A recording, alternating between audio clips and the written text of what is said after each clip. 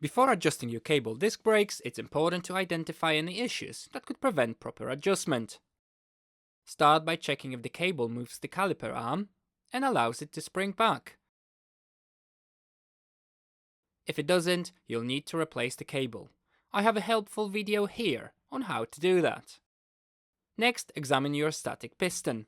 If it doesn't turn or the hole at the back is rounded, you might need to replace the caliper. Inspect your rotor for any significant bends.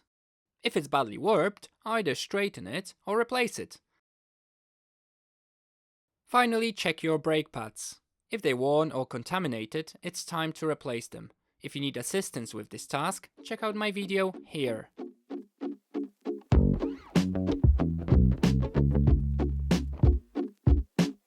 Release the cable on the caliper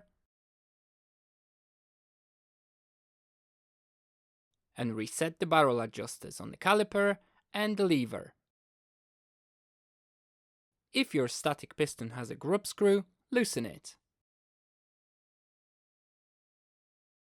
Unscrew the static piston just enough to push the left brake pad all the way back.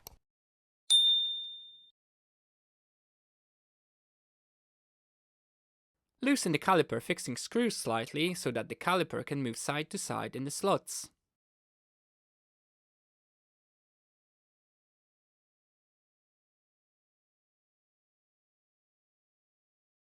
Position the caliper so that the brake pad that is further away from the wheel is as close to the rotor as possible without touching it. Then tighten one of the caliper bolts. If you do the opposite, the caliper lever won't have enough movement to bring the non-drive side pad close enough to clamp the rotor.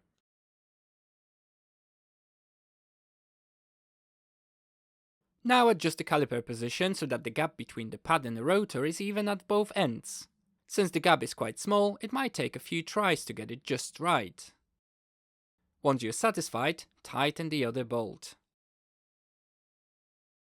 Next, screw in the static caliper until the pad is as close to the rotor as possible without making contact.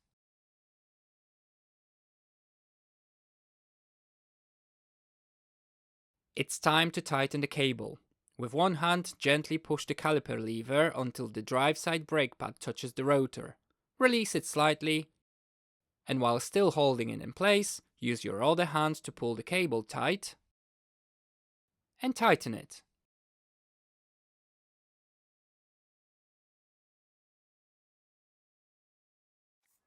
Check the brake's performance and make any necessary adjustments to the static caliper or cable.